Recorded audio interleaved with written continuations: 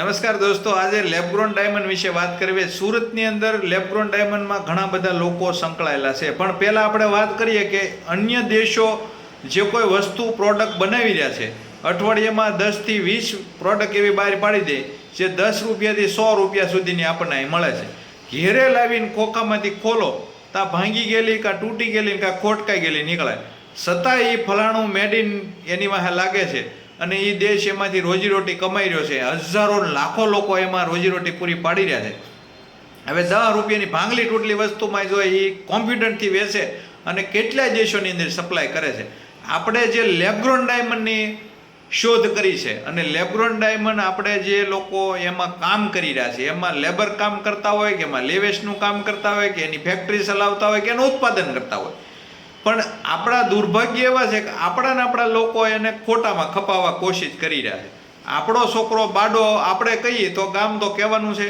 હવે એક વ્યક્તિ મને મારી ઓફિસ ઉપર આવે, એને મેં કીધું તમે શું કામ કરો? મને કે હું ડાયમંડમાં છું અને 50,000 રૂપિયાનો પગાર લેબગ્રોન ડાયમંડની અંદર કામ કરે છે. 50,000 એના ઘરની અંદર 5 લોકોને ગરમા ગરમ રોટી સાથે ભોજન કરાવી શકે આવી રોજીરોટી પૂરી પાડનારો ધંધો લેબગ્રોન ડાયમંડનો આપણી પોતાની મેડ ઇન ઇન્ડિયા પ્રોડક્ટ કહેવાય. ભવિષ્યમાં ડોલરને પાટું મારીને રૂપિયાને મજબૂત કરે એવી વસ્તુ આ છે.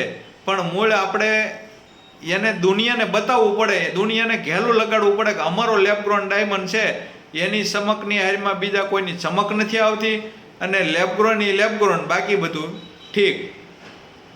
હવે જે ખેડૂત ખેતી કરે છે એમાં ઓર્ગેનિક પ્રોડક્ટ જે કોઈ અને ઉત્પાદન કરી રહ્યું છે, ઓર્ગેનિક પ્રોડક્ટ વેચી રહ્યા છે, જે ખેડૂત ખેતી ઓર્ગેનિક કરે છે એ ખેડૂતની નામ ઓળખાણ અને એની પહેચાન કંઈક અલગ હોય છે, એના ભાવતાલ અલગ હોય છે અને એની વેલ્યુએશન અલગ હોય છે, કારણ કે એ ઓર્ગેનિક છે. એના લેવલમાં આપણે આ લેબગ્રોનને મૂકી શકીએ એમ છીએ અને એની અંદર કામ કરવા જતો વ્યક્તિ 4 વ્હીલ લઈને 2 વ્હીલ લઈને અને જઈ શકે છે. એસી કેબિનમાં કે એસી ફેક્ટરીમાં કામ કરી શકે છે. હજારો અને લાખો રૂપિયાની મશીનરીની અંદર એ કામ થઈ રહ્યું છે. એને આપણે કેમ ખોટું કહી શકીએ? આપણી પોતાની પ્રોડક્ટ છે, આપણે એની વેલ્યુએશન વધારી શકીએ એમ છે. એક ઢોસાના પેપર વિદેશની અંદર જાય ને વિદેશના લોકો ઢોસાનું પેપર ખાઈને જો એને ઘેલું લાગતું હોય કે ઇન્ડિયાથી અમે ઢોસાના પેપર મંગાવ્યા, નકર ત્યાં ચોખાને રાબડું નહીં મળતું હોય, છતાંય આપણા ઢોસાના પેપર ત્યાં વખણાઈ રહ્યા છે. એવી તો હજારો વસ્તુઓ આપણી ઇન્ડિયાની ત્યાં વખણાઈ રહી છે.